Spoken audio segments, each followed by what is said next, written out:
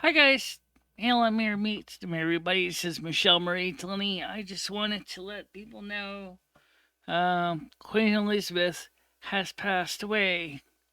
Um, I know there's some people on the internet are insensitive. It's insensitive to the end of a long era of one of the longest reigning monarchs in British history. Um, I thought I would take some time to talk about it. Um, Not too long because I don't have a lot of information. So let's talk about what we do now. Queen Elizabeth was, I don't have the information right here in my hand, was actually had her coronation in 1954. In 1954, her coronation was, of course, done as well many others at Westminster's Abbey in London. Okay, it was the first coronation ever televised on television for the Queen of England. Okay, that means something very important. She was the beginning of the era of when the British people, many who could not get into Westminster Abbey, could watch it from their home. Um, since that time, she has met with like 13 presidents, from Eisenhower to Biden. She has been respected by many, many heads of state who have been often touched with her generosity and her kindness. Now, we all know that some people in America think a queen following the royals is something that is silly. But what we need to keep in mind is she reigned for 70 years, honey. 70 years. Now remember, that's a long time. Okay, she died at 96 years old. And she served all those years. So you take 96 minus 70. That means that she entered the crown and got a crown at 26 years old. Wow, that's a long time to rule a country. Uh, in some ways, as I said on the show, it is indeed the end of an era because 2022 has been pretty much uh, a landmark year um, because of the situations with all the stuff going on. And we're seeing today a lot of questions coming up. And I'll be honest, the song by Don McLean's American Pie does kind of run through my head a little bit. Although the song wasn't necessarily about any leader, or maybe the song about where did young John go? We're talking about the passing of JFK. Also might be appropriate too to think about the fact is that JFK did meet with the Queen Elizabeth II. Okay, and she was respected by most of her subjects in the UK and by a lot of Americans in the United States. Still respect the Queen.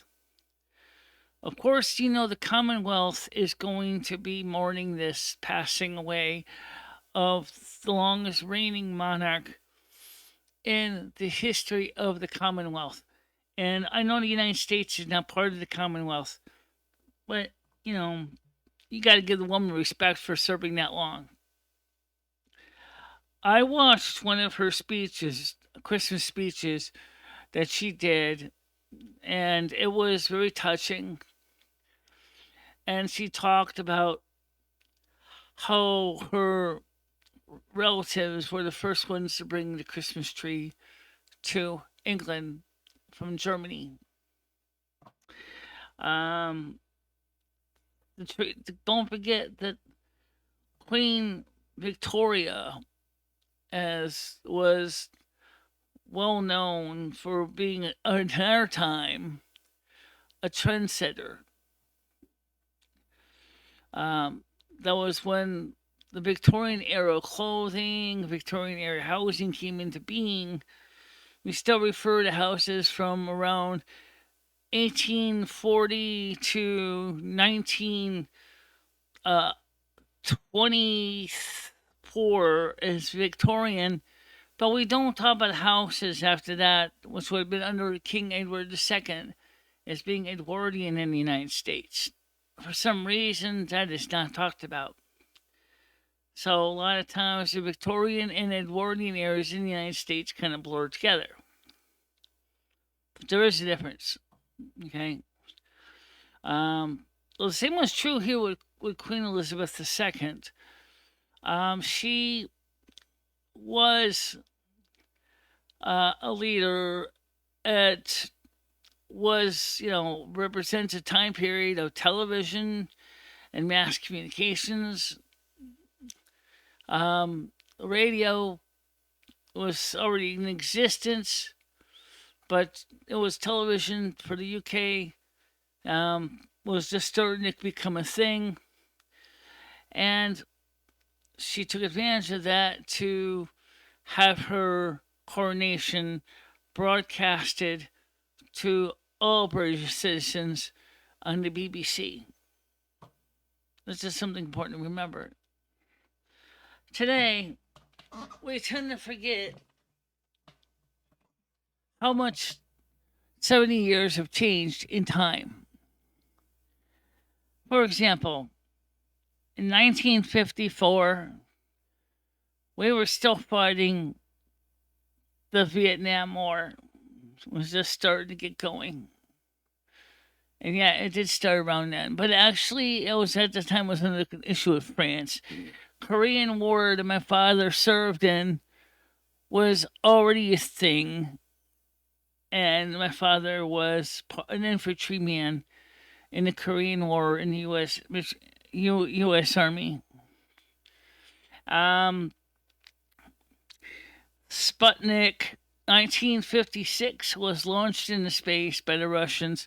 This 1955-56, this inspired the beginnings of the space race between the U.S. and Russia.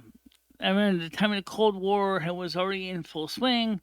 Remember Duck and Cover? Yeah, okay. I mean, I wasn't alive then, but I do remember seeing the videos of it, of how the idea was to get people conditioned to prepare for fallout.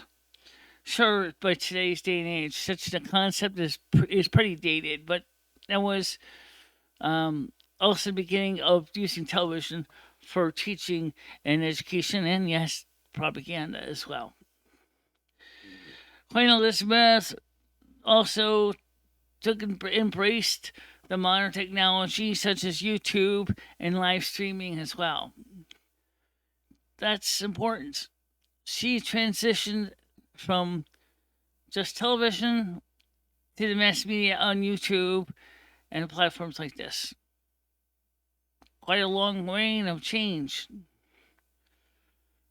I don't know all the stories about how it's going to go with King Charles and Camilla. I don't know anything about those to determine how that's going to go with their reign on the thrones of the Buckingham Palace. But I can just tell you, I wish the both of you long and happy and safe reigns in power.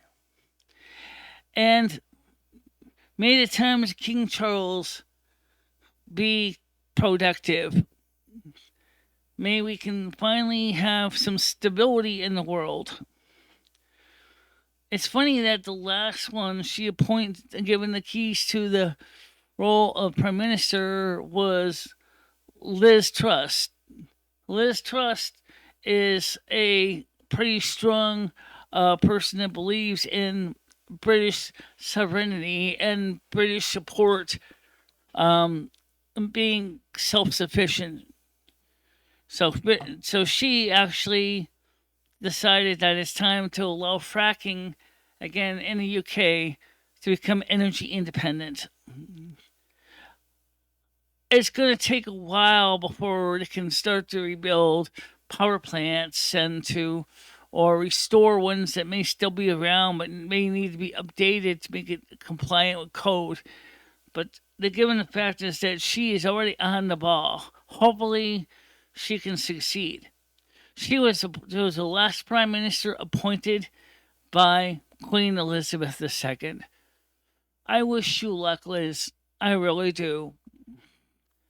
You got a long legacy ahead of you. You can do this for the UK. And you can thank the Queen Mother for being there for you when you were younger as a model of strength and stability. Unfortunately, here in the United States, we don't have this. We don't have anybody that is a hero. Unlike what Tina Turner said when she said, "We don't need another hero." Wrong. We need a hero. We need a person to pick up the reins of, discipline and political stability and help drive this chariot to a proper and safe destination. Right now, we got a drunken bum at the wheel, and he is really seriously smashing the guardrails and pedestrians left and right. He's not serving the needs of the American people. That's something that's scary to think about.